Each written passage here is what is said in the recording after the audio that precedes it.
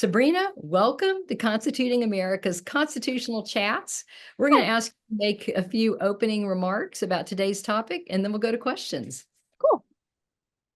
Yeah, so I run Lexington250.com for the 250th anniversary of the Battle of Lexington.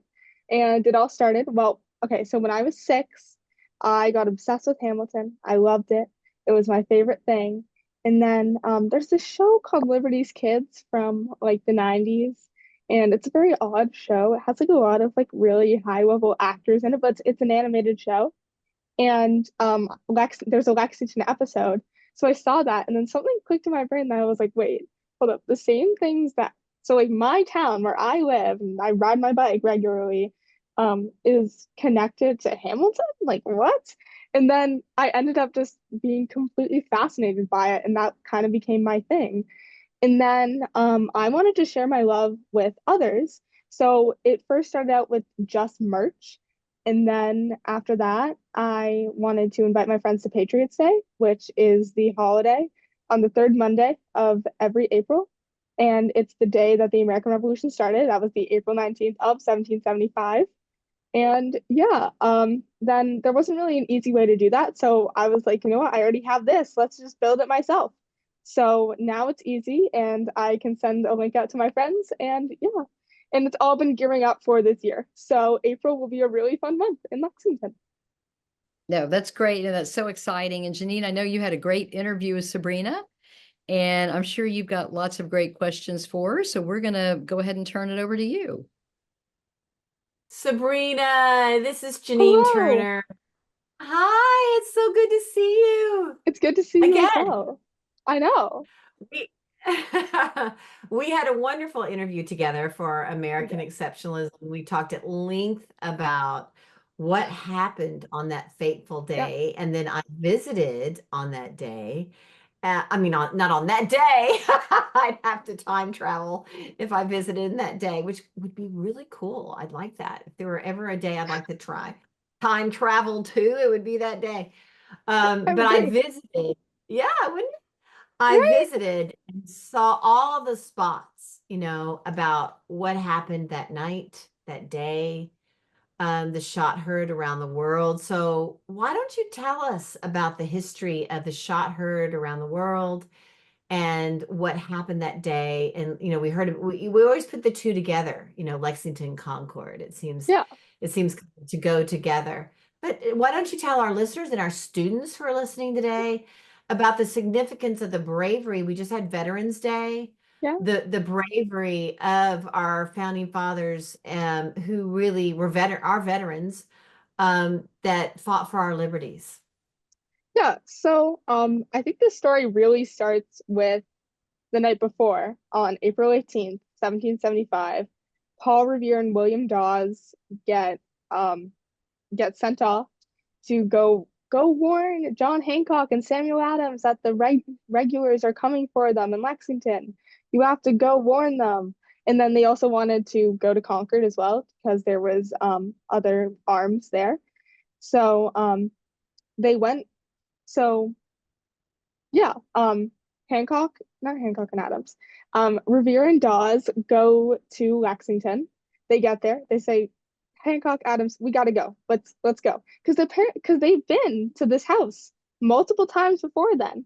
And yeah, um, then um, they kind of wait the night. The regulars are coming in by foot from Boston, so they're marching 12, 15 miles to Lexington. And then the militiamen were waiting in the tavern because Paul Revere were like the regulars are out, and he actually never said the British are coming. That was just from the poem in 1861. But yeah, so the regulars were marching down Massachusetts Avenue, which goes all the way through Lexington and goes through Concord and everything. And yeah, and then now we're about at like 4 a.m. and the belfry in Lexington rings, and the militiamen all go into Buckman Tavern, which is the meeting place, which is right outside the green. And my merch right now is sold there. And it's actually a museum you can visit, and they've kept it really intact. And it's really cool. It's pretty much preserved exactly as it was in 1775.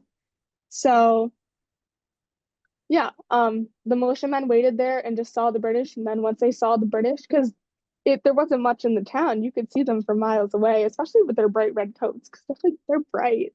You can see them from a while away. And yeah, they went on the green, and then the regulars weren't expecting people to be on the green, so everything just assembled on the green, and then both sides were told not to fire. That's what's important here.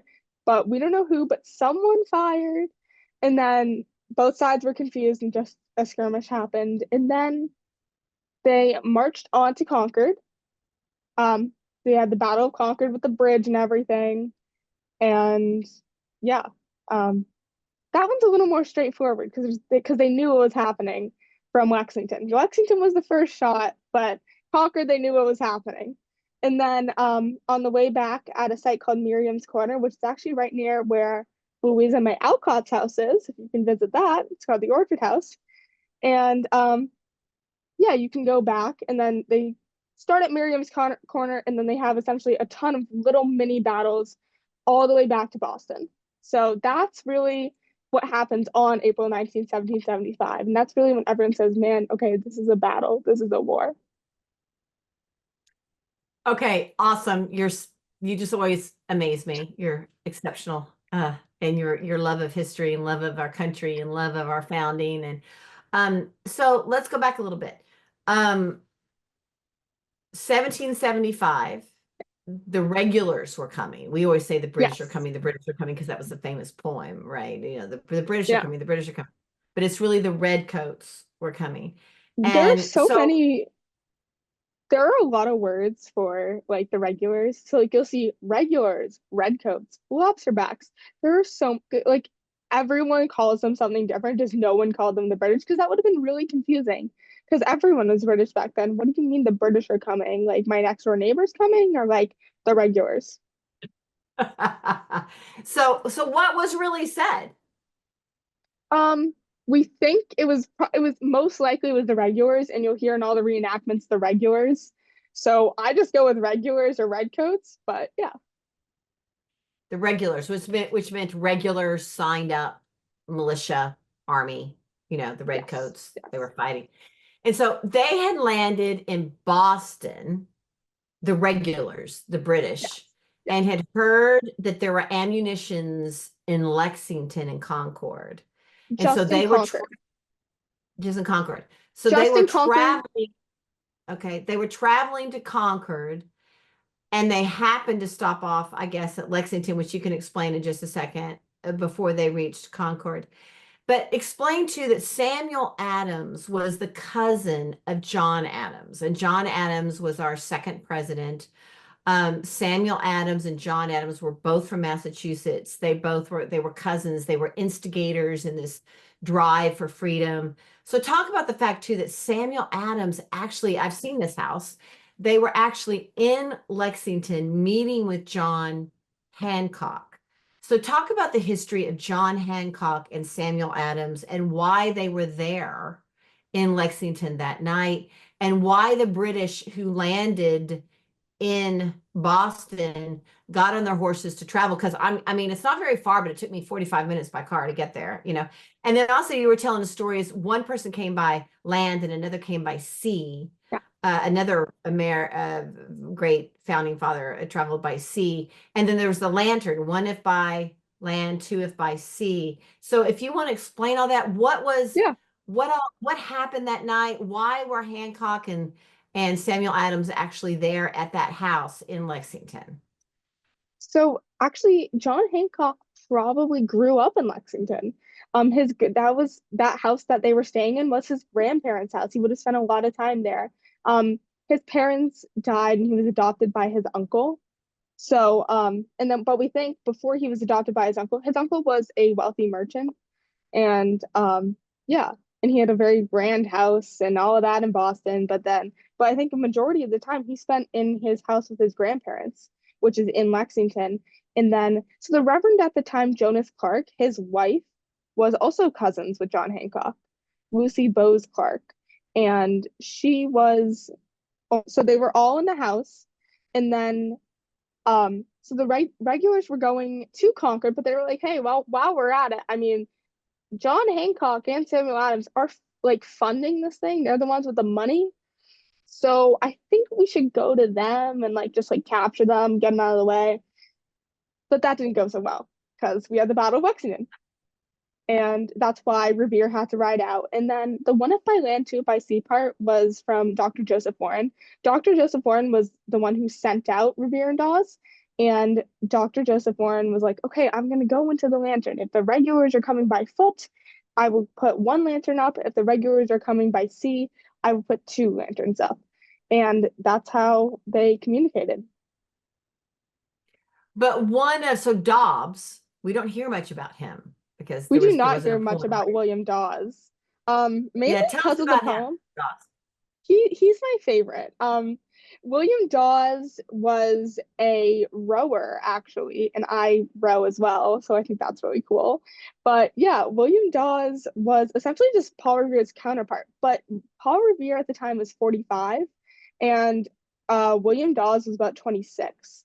So he was much younger, and he just didn't know as many people. And Paul Revere is known to be quite the PR man. He would tell everyone this crazy story about how he saved America and all of this stuff. And Dawes was just like, oh yeah, that one night I rode. Yeah, well, you know. So he kind of underplayed himself. So like Dawes and like even afterwards was kind of like he didn't explain himself as well as Revere. And then that just got re-solidified because even though Henry Wadsworth Longfellow knew of William Dawes, Revere sounded better. Revere is easier to rhyme with. He was like, I'll go with that guy. That guy seems great. So all of that combined, we just kind of forget about Dawes. And then there's actually multiple other riders. So there's Samuel Prescott, who was in Lexington for the night, and he was part of the esteemed Prescott family who in Concord, and he was like a doctor. He was a great guy. And yeah, and then there's also Sybil Lunnington, who a lot of people know because she was from Connecticut, and she actually rode towards like central Massachusetts, but the word had already gotten out to her that day as well. So she rode in the middle of the night, and that was very brave. And her dad was like considered insane because yeah, his dad was considered insane because of like, you're gonna let a 16-year-old girl ride her horse at the middle of the night? You must be crazy. But yeah, I think she's really cool as well, even though she's not directly from the area. So what did she do? She rode her horse from Boston to Lexington. I mean, they knew, did they know that the redcoats were heading to get the munitions out of Concord? And so did she ride to Lexington? Why did they stop at Lexington? Because they were there and they needed to get out of the way. And tell me about her journey, because her journey is really So cool. She was going to warn them as well. Sybil Lunnington's actually from Connecticut. So she was started in Connecticut to go to like central western Massachusetts. She was nowhere near Lexington at all. Just the information like spread and passed. And then yeah. The reason so they wanted to so like Lexington and Concord, it's like if you're to map it out, it's like Lexington, like Boston is here, Lexington is here, Concord's here. So it's like they were just like, we have to go through Lexington anyway to get to Concord.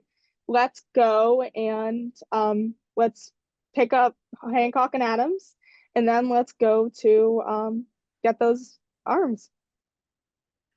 And Hancock and Adams had to hide their papers. They were hiding their papers. Yes. They needed to escape to be preserved from the enemy that was coming. And then when they got there, and then I'm going to toss here, but when they got there, they weren't going to fight, but it was John Parker, wasn't it? There's a big statue of Parker. And then the bell tower and all that. But Parker took his stand and told his men, don't fire, but if we're fired upon, let this be, the shot. So tell us about that, and who do you think actually shot the first shot? Well, who shot the first shot is a very controversial subject, but one of my favorite, which is probably fake, very likely fake. This is a fun story of a man named Elijah Sanderson. And Elijah Sanderson, he forgot his musket at home. And and he was in Buckman Tavern, and he wakes up. He's in his rocking chair. He falls asleep. As soon as he knows it, he wakes up, and he hears the Redcoats marching on Mass Ave. He's like, oh no, and then everyone's out on the green. He doesn't want to go back out. So what does he do? We believe that he grabs his musket and either heads to the attic or behind Buckman Tavern. We're not exactly sure. And we think he fires the first shot. Some other theories are that it was off a rock in a neighboring town or something like that. Or there are just a lot of other theories. But that's really one of the ones that's like central to Lexington. And talking about John Parker, so his quote was, "Stand your ground, men. Don't fire unless fired upon. But if they mean to have a war, let it begin here." And then the who was it? General Gage had a very similar order to his soldiers for the regulars. So it was kind of like who fired, and then once they heard fire, because it was don't fire unless fired upon, it was not just take the bullet. So everyone just started firing, and that was the Battle of Lexington. Fascinating. Okay, I need to go, but tell me about the woman again. She rode her horse from Connecticut. What was her name? Sybil Lennington. And she was in Connecticut She was in Connecticut, so at it the must time? have. I don't know if it was like if it, but the information got there, and she rode towards like Western Massachusetts. Wow. How I old was know. she? Do you know? She was 16. 16. So she got on her horse in Connecticut. Because you said from Connecticut. I didn't know if she was in Yeah. Massachusetts, but she was from Connecticut. But she got on her horse in Connecticut and rode all the way into Massachusetts to warn them that the regulars were coming. Really? Yeah. Wow. And so where did she end up? Where did she I don't stop her journey?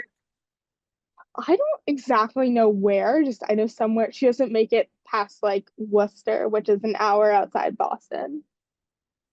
Okay, so she didn't make it that far, but that was her journey. Interesting. But but And then she rode farther and faster than Revere, so everyone's like, "Here's her credit." really very interesting. And there's a story that I hope someone asks about because I need to toss, but of the patriot that was shot just a few yards from his house, and he crawled bleeding and dying to his house to die on the doorstep of his wife who was standing there. So tell that story as I Yeah. toss So it. it was this guy named Jonathan Harrington. I think he was around 45-ish, 50. And yeah, he was one of the people who lost their lives April 19th, 1775, and his house is right on the green. It's black and white. The Harrington family was a very prominent family in Lexington at the time. And yeah, um they he was shot, and then he crawls to his house, which is 100 feet away, and he dies at his wife's feet. Pretty sad ending, but She went on to fight for him, I think, a bit, right? She fought for his cause. But I'm going to toss now so I don't hog too much time. So I'm pausing. Good to see you again. Thank you, Sabrina. good to see you as well. Thank you. Hello, this is Jewel Gilbert. So Hi. happy you're on the show, and I've enjoyed listening to these stories. This is fantastic listening to Janine talk to you.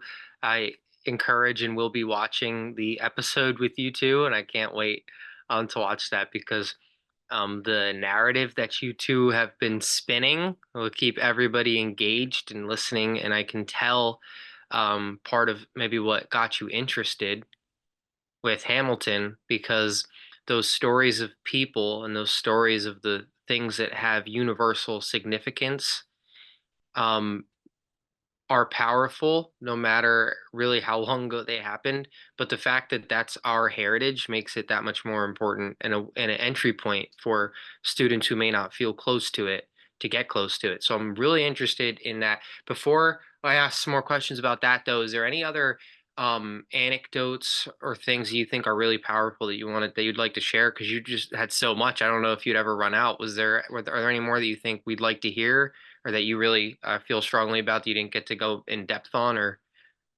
This is an interesting story that I don't think has been like widely talked about. It was so recently in Lexington, as of August, we got back what's known as the Hayward Pump, which was a pump on the Hayward farm.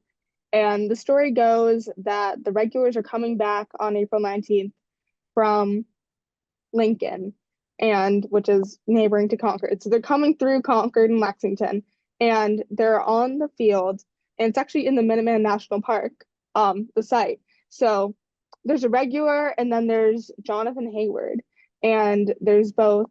So what happens is, the regular goes, "You're a dead man," and then the militiaman goes, "So are you," and they both shoot at each other and both die at the pump, which I think is just an interesting, but the pump is still intact. The pump is still there. You can actually visit it at Monroe Tavern now. It used to be at the American Revolution Museum in Philadelphia, but now it's back with the Lexington Historical Society. So That is I think amazing. Yeah. Wow. Those stories. I mean, I do think that I love Constituting America, the way that we engage students in the history, because these are the stories that make what we hear about a little more real. Kind of what I was saying before is that when it's real to you, it means more. And this is the stories that we live in as a people. These are our story, and each one of those men, they are in some way, they are our ancestors. They helped create the nation that we live in. So can you tell me, you're a fan of Hamilton, you're enjoying, getting to learn about our founding, and then you find out that you're in Lexington and how important that is. Can you go a little bit more into detail about how you get from there to your project, and then tell me a little bit more about your project? yeah. So I my so Lexington's a really diverse town. Oftentimes it's in school systems, I think we're like majority minority town. So we have, I think 60% of our school system is Asian American. And there's a lot of parents who didn't grow up in the US, but that makes it harder because they just didn't learn American history because they didn't live in the US. That makes perfect sense. But so I found that there was like often a lack of like just like historical knowledge, and that just felt weird in a place that was so monumental to American history like Lexington. So I was like, I want to get kids into merch, but I also want to make it accessible so that way others who maybe didn't grow up here or don't have an importance for it can also learn about history. So that's how I kind of started that. I remember one time the visitor center downtown, which is right next to Buckman Tavern, like we were having a fifth grade meetup on Zoom because it was COVID, and a bunch of kids goes, "Where's the visitor center?" And it's like, it's right in downtown. You would know where it is. It's just because they didn't know where anything was. It's just like they didn't go downtown. And it's just like, okay, that's great. But like, how can we make this online so that way it's easier to access? It's just so that way everyone can access it. And so I started like, my whole entire thing was like to educate through merch and to go, yeah, I just wanted to educate through merch. So it started with shirts like "Don't Forget William Dawes," "Paul Revere was real," and "Samuel Prescott alerted Concord." And then it branched out to "History is for everyone." "The revolution will not be televised." "Spill the tea on the king." So it's just like, it's all these fun things that actually do have a historical meaning. And then, yeah, So so you had the idea for the merch, and it's available online? yeah, So it isn't. how'd you come up with these ideas for the type of things that you thought, would resonate with students, and the sayings you wanted to put on them? And then how did they get online? So it's actually, we've been online the whole time. Actually, the first time we've ever sold retail was actually this summer to Buckman Tavern. So you can buy our merch there. That's the only retail spot we are in currently. And but yeah, all of it was online. I learned how to design just on my own through YouTube, through Procreate, just fooling around with tools. I've been to a lot of museums, so I know I try to have a little bit of an eye, but it's like it's still not even like that much of, I guess it's not that advanced. It's like it's not traditional in that sense. But I try to the best thing about designing merch for young people is that I'm a young person. I know what to do and I know how to, like, I know what I would like. So I just try to think about it in that sense. And it's just like, what would people resonate like don't forget William Dawes. Like, why do people like how do we want to highlight something and how can we make this educational at the same time? How can we make this funny? It's just like what is good on both the level of like education, but what's also good on like the people who are already educated and just want to make it funny. There's two ways to go at it. It's like you either have like the pop culture part. It's like it's a very some of them are like very pop culture heavy. So it's like either some people understand the pop culture part or some people understand the history part. We just want to make sure those two worlds are meshed together. That's my goal. Yeah, it's so important that we live our culture, and when you enculturate through these things, it becomes more than something that's separate from yourself. It's a way that we identify with it then. So I 100% commend you on that. You are creating culture, adding Yeah. to the culture when you make these things because it's rooted in something deeper um than like it's almost like on social media we get a lot of junk food, right? But you can also serve really healthy food but make it taste good. So it's kind of like your merchandise is like Yeah. really healthy food but it also tastes good. How did you get, so you're a student and you have Yeah. this idea and then you learn on YouTube how to put, your merchandise online? Yeah. I kind of knew what Shopify was, and then I researched on-demand printers, and yeah, I figured out how to connect it, and that was that. This is the my summer after sixth grade. So this was kind of a summer project. I was like, you know what I want to do this summer? I want to get kids into history. That was that summer. And then just each summer after that, it's been building upon it. So now I'm in ninth grade. So 3 years later, it's kind of like it's interesting. That is so cool. It's amazing. And I think it should inspire everyone on the call from 110 to 10 that, well, younger than 10, that we really, there's nothing stopping you from pursuing your passions and from leaving something good for your community and beyond. It's really incredible what you've already accomplished. Can you, I have a little bit more of a creative question that you might not have thought of before. So you got into this, basically, you said your entry point was being a fan of Hamilton, which I know well, and I've actually, as a performer, I've performed a lot of pieces from that. Um, if there was a show created about another character, maybe one of the characters that you've talked about, what's a character that you think would be a great subject for a show?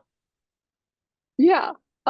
So this is a little bit of a thing. But so as I mentioned, the Reverend in town was Jonas Clark. But people don't really know much about his family, but outside of Lexington.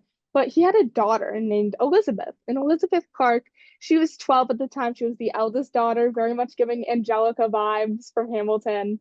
And but actually the reason why we know so much about Paul Revere and William Dawes and the morning of is because she actually watched everything and heard everything out her bedroom window.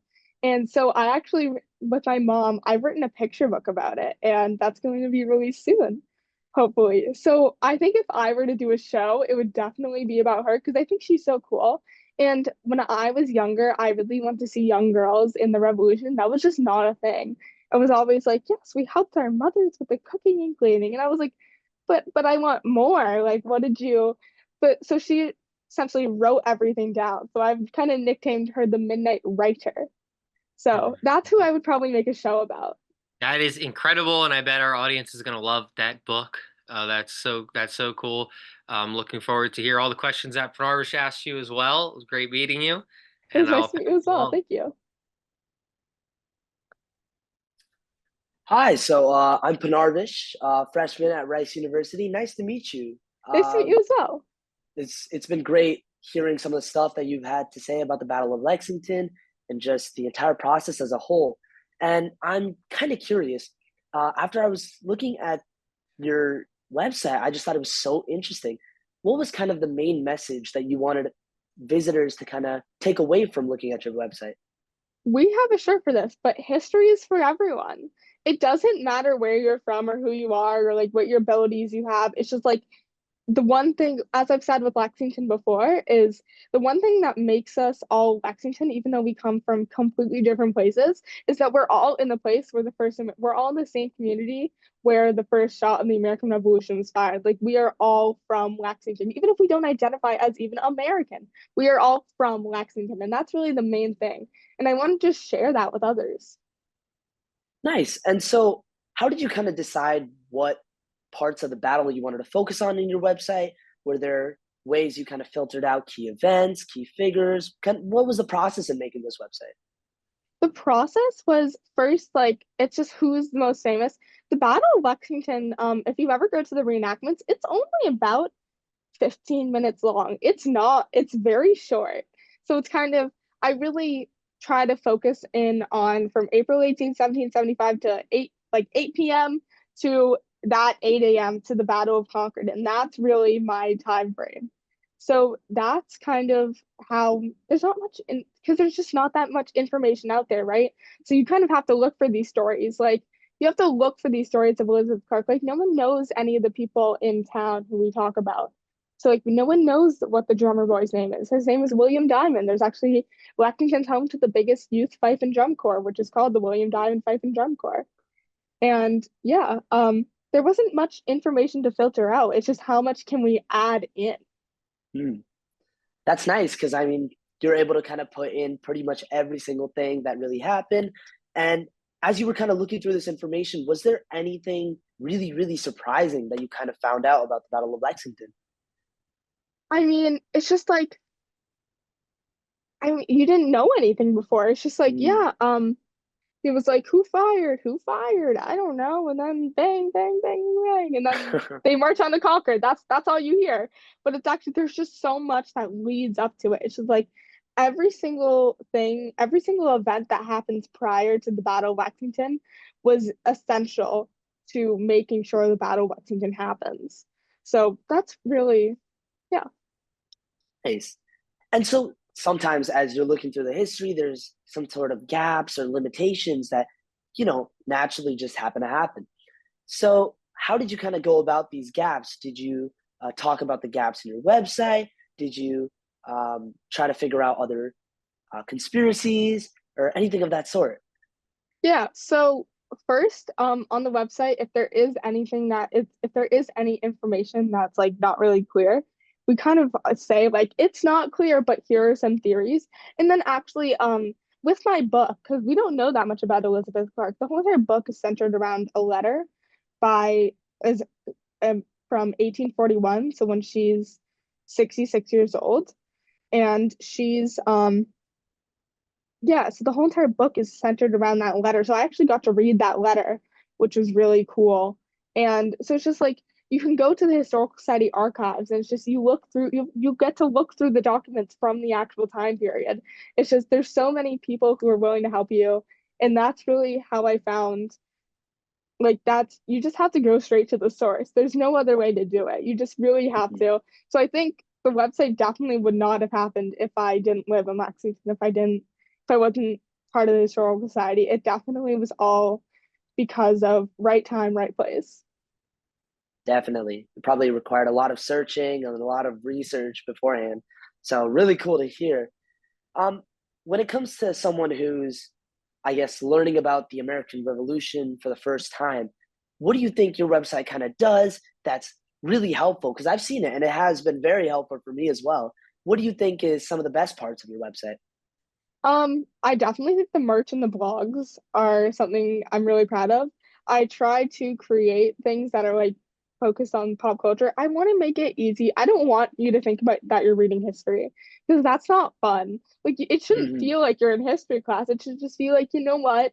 Yeah, you're totally right. The Torture Poets Department, Taylor Swift's newest album, is obviously about the American Revolution. I mean, so long, London. Are you kidding me? That's so clear. It's just it shouldn't feel like it's history class. And I think Hmm. that's probably one of my favorite parts about the site. And I think the best thing about my site now is just like it doesn't matter if you just moved here, it doesn't matter if you're 5 years old and just have if you don't know anything about American history, or if you're like if you just know like everything about the Declaration of Independence or something, it doesn't matter how much you know about history. I feel like you're always going to learn more or see a new angle.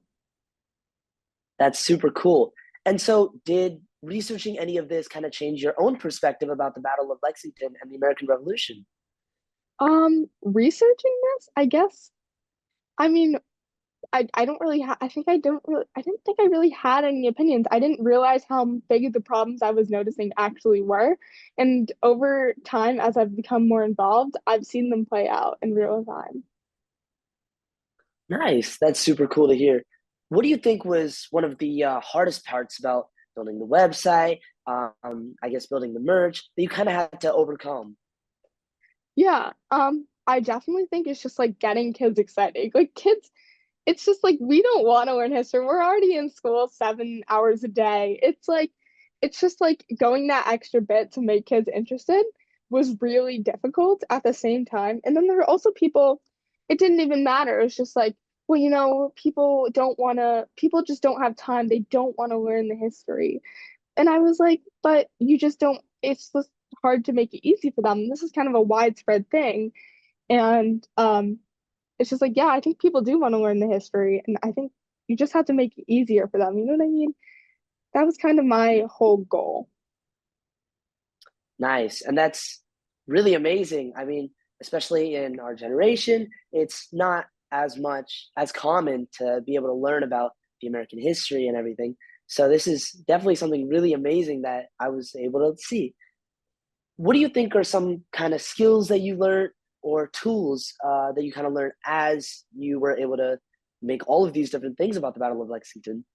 As I've mentioned before, definitely graphic design. Mm. I've learned how to do a lot. I've learned how to write a book. I've learned how to um design merch. Like the other day even I was just like playing around with my friends, and my friend is very obsessed with making money, and I was like, okay, do you want to make like a merch site? And he was like, okay, sure. So we got a whole entire thing up and running in like 2 hours. So it's just like you can it's like you can do whatever you want. I've learned so much throughout it. Like I've learned how to put on a fashion show. I've learned how to have a retail display. Learned how to sell wholesale. Like you just have to, there's so many components to it. And you can get good at really anything if you just have one thing that you are really great at or that you really love. Wow, that's amazing. I mean, I would never expected that the Battle of Lexington has so many, I guess, real world applications and now and today too. So that's really cool to hear. And did you happen to ask anyone for help as you were making some of this aside from YouTube, or was it mainly just a self-learning kind of thing? It was mainly self-learning. My parents were like, okay, you could reach out to our friends, but no promises that they'll respond or like Hmm. we're not gonna help you. Like you're on your own, kid. You always have been, type of thing. So, Hmm.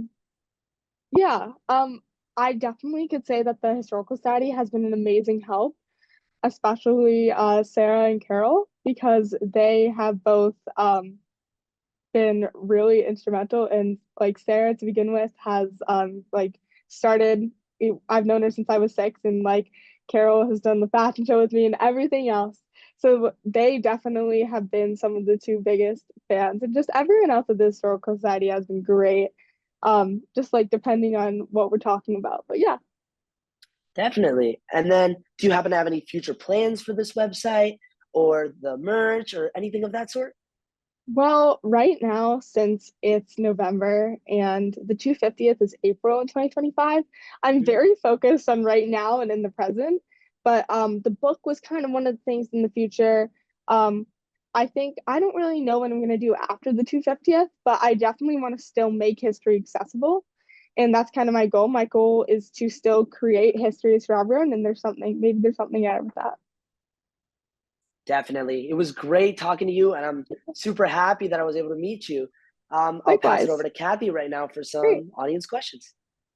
Well, Thank thank you, you. Jarvish and Janine and Jewel and Sabrina. Great questions so far. We definitely have got some audience questions. And before we go to the audience questions, we want to recognize our students and teachers who are watching with us today. We want to recognize Rose Marie Kraft, who has 55 students from Orangeburg Preparatory School. We want to give a shout out to Hope Mucklow with homeschool students. And we want to give a shout out to Kenyon and Cami Wayness. Kenyon's a homeschool student watching. So if you are a student or a teacher watching and we didn't give you a shout out, just type your name in the Q&A and we'll do that before the episode's over. We also want to recognize and thank Constituting America's live constitutional chats listeners on Las Vegas's KKVV, that's 1060 AM on the radio dial. Thank you to everyone listening in Las Vegas. Constituting America's constitutional chats airs in Las Vegas on Mondays at 6 p.m. Las Vegas time. So thank you for listening. So Sabrina, some of the listeners are asking if maybe Jordan could just pull your website up real quick and we could show them. We typed it in the Q&A. It is lexington250.com, correct? Yes, Lexington250.com. So that it is. if you type in lexington250.com, you go to Sabrina's website. And Sabrina, what are some of, and I know Pranarvish touched on this just a little bit, but if somebody's a first-time visitor to your website, what do you think is one of the first places they're going to want to go when they? I think the history tab, and I think there's an article called The First Shot. Yeah. Okay, there you go. If we want to click on that first shot there, and that gives the history, I guess, of the battle of the battles of Lexington and Concord. This is kind of an abridged version of like everything that happens April 19th in as it goes with Lexington. So okay, and then I know we've been talking a lot about the merch. Can we go over to shop and just take a look yes, at what you have there, because it's just so inventive. I love the red coats are out, and you've got these t-shirts, burning the tea. What does it say? I don't have, even my reading glasses aren't helping move some of the small print on the you're burning the tea t-shirt. What does that say? Oh, burning the tea since 1773, the Lexington tea burning. So actually 3 days before the Boston Tea Party was the Lexington tea burning. And since we're not near a body of water, we burned our tea, and we had the 250th actually last December. So that was 1773. So that was 2 years before the American for the first shot. But That's burning, great. a lot of people say spilling the tea since 1773. That's a very popular like tagline, but I gotta make it about Lexington, you know? Right. And then Nina wanted to know, do you ship the merchandise on your own, or how does that work? Yeah, actually, so I don't hold any inventory at my house, but yeah, it's all kind of drop shipping, print on demand. I don't touch Great. any of it, but That's the great. only place you can buy retail is at Buckland Tavern. So that's it. Well, that's great.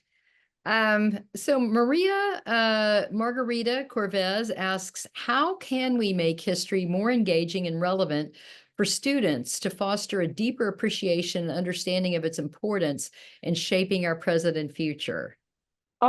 I think just making sure that like we make it fun and exciting. It's just like I think that the 250th looks very different than the bicentennial. So it's like the idea that like people are gonna like the same things is just an outdated idea. So maybe it's like so this summer I really was focused on making social media posts and like just like going on all the trends and just making them like I try to be like Duolingo, like the Duolingo account. That's my goal. But yeah, making history more accessible is just making it online and making it so that way everyone can relate. Because like everyone has a buy-in with history, you know what I mean? There's always some part of it I think everyone likes, whether it's like an identity aspect or if people like military history or like the specifics. It's like there's not really there are very few people who are just like, oh, I don't like history. But I guess it's all in how it's presented too, if it's presented interesting. exactly. Now, I know a few weeks ago you had some sort of a drone show, didn't you? We did. You could tell us a little bit about that. Yeah. So there was a drone show in Lexington as a 6 months as like a 6 month uh like celebration before the 250th. Hmm. And there were so many there were a lot of so there were just like icons from Lexington, not I guess history, but like icons that just are Lexington. So we had the American flag, there was John Parker, there was Paul Revere, all that in like kind of a drone show idea. And then my favorite was actually, so there's a new monument in Lexington that was unveiled in May by a organization called Lex See Her, and it's actually dedicated to like women in Lexington. And it's from not just 1775, but from Lexington's start to Lexington in the present day. There's women from all over it. So they actually had a portrayal of that monument as well, which I thought was really cool. And that was probably my favorite out of all the depictions in the drone show. Now, do you, just to go back to a couple of questions about Lexington and the history, do you happen to know how many people died in the battles of Lexington and Concord?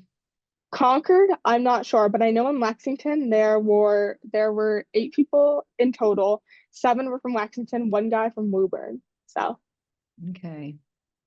And then can you remind our listeners one more time who Samuel Adams and Hancock were? So Samuel Adams was cousins with John Adams, our second president, but Samuel Adams was very popular in his own right, and they were both very wealthy. John Hancock was actually the wealthiest man in Massachusetts. John Hancock's also known for having the biggest signature on the Declaration of Independence, and he's also the first governor of Massachusetts. So yeah, all of those, they were just very influential and famous people. I guess we would talk about them as like Charlie XCX nowadays. They were very brat. Um, yeah. So those were the two main, they were very important to the revolution, especially here in Massachusetts. Yeah, I did not know that John Hancock was you. John, you say John Hancock was the first governor of Massachusetts. That's Yep. amazing. So, considering Joe Buford asks, considering your love of Hamilton, have you seen 1776 and what are your thoughts? I have seen 1776, but I've actually I saw one with actually a all women cast, and I thought that was really interesting. And I really like 1776. Um, there are a lot of songs which I think are catchy. I just think that Hamilton was a more like modern interpretation of that, and that's what it is. I think 1776 was Hamilton and 1776 are great for what their audiences are. So like 1776 you could tell is very much like 50s and 60s, whereas Hamilton is very much a modern American musical as its own. Mhm. And can you remind me, I think that you said this earlier, but was it Hamilton that got you so interested in history in the first place? Or when do you remember first as just a really young person? Because it seems like you've been interested in history, maybe even almost your whole life. But how old were you and what really sparked your interest in history? It was most definitely Hamilton.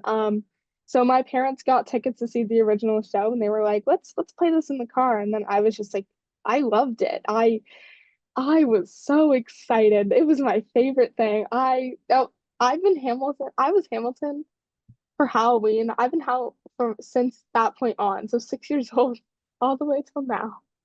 And I love Hamilton. And that was kind of my first like big spark into history, because it's when you make things exciting and when you make things fun and engaging, and that you forget you're learning history. It's like, I don't know, I'm just watching a musical. Is that musical also pretty historically accurate? Yeah, but that's really what drew me to Hamilton. That's great. And going back one more time, just to the Battle of Lexington and the people who died, did any British die, or was it just the Patriots? So there's one guy who died at the Battle of Lexington. I'm not sure. I know there are others died. I'm just not sure in what numbers. But there was one guy who died, but he was taken to Bachman Tavern to be treated by the town doctor, Joseph Fisk. Mhm. And I'm not exactly And then he died a couple days later, but no one knows his name or how old he was. We don't know anything about him, but he is in the Ye Old Burial Ground in Lexington. So, and you can see his grave is marked with a British flag. And yeah. Wow. You've got such incredible knowledge of these battles. Thank And you. we've just really enjoyed having you so much today. And Jewel, I'm going to go back to you to see if you have any closing comments or questions. Yeah, still again, just listening and taking it all in. I can tell it's such a good passion. I think that this show is a great example for Constituting America's mission moving forward and for any student that listens to it. When you getting into all this stuff and you're mentioning implementing pop culture, you're obviously gifted in a lot of ways to be able to do this. Could you talk maybe a little bit about the, like, I guess I would word it, the social impact, or kind of how your friends have reacted, or what type of advice you would give to people your age who they may have these same interests, but they'd be something that would be holding them back is kind of how their friends are going to react to it, or if they're going to think they're weird, or if they're going to just not care, and then something that they care about other people won't. How do you how what has the experience been like for you, and what advice would you give other students? If it's hard, like to do things in person, do it online. If it's hard to do things online, there's always a way. And then also back to the online part, the people who follow you online, they aren't gonna follow you if they don't like you. Like there are very few times where I've gotten like hate comments or anything like that. It's just like anytime I've received anything negative, it's from people in person. So it's not even like it's just yeah, just don't people who are online, like you can do whatever, like you can make a big impact even though it might seem very small. There's kind of a butterfly effect there. That's a great answer. And also there is a way that we can use for all of the negatives that the online world has given us. It's given us this show right now. It's given us your website, and that there is a safe way that students can use all of the online tools, that probably not, always Facebook or Twitter, but there's other ways that you can use the online tools with their parents, and with any, if there's any uncles, grandparents, whoever's on right now, that you can help students. Maybe they won't create exactly what Sabrina created, but they can create these things in a place where they do get some positive feedback. Um, and I think that was a great thing to remind us of that as well. Yeah. I would say like just start with making just TikTok like funny. If you want to tell people about something, do it in a way that you would want to hear about or that you haven't seen before. Like actually earlier today for my science project, I asked my science teacher, "Hey, can instead of doing a poster, can I just make an informational TikTok?" And she was like, "Go right ahead." So Yeah. like it's just make something, make it in make like your what you want to make the information that you want to communicate, make it in a way that you think is fun, so that way you both have fun both making it and it's fun for the people receiving it because you clearly had fun making it like that. As It excellent transcends. advice. Excellent advice. Yes, and thank you again, Sabrina. You've been such a great guest, and you have kicked off our series. The series that we're on for the next few weeks is the Rising Millennial and Gen Z Champions of the Constitution. And we are so excited that you were our first guest for this series. And we really admire just how hard you've worked and your success in getting young people interested about our country's history and the Battle of Lexington. So thank you so much for sharing Thank you so much for having me. Yeah, we really loved it. And we are inviting our audience to come back next week. We have Avita Duffy, who is going to be our guest. And Avita is a writer for The Federalist and is going to be talking about free speech on campus. So we hope that you all come back and join us for that topic, First Amendment topics. And Sabrina, thank you again. Thank you so much for having me. It was really fun. And thank you to our audience for your great questions.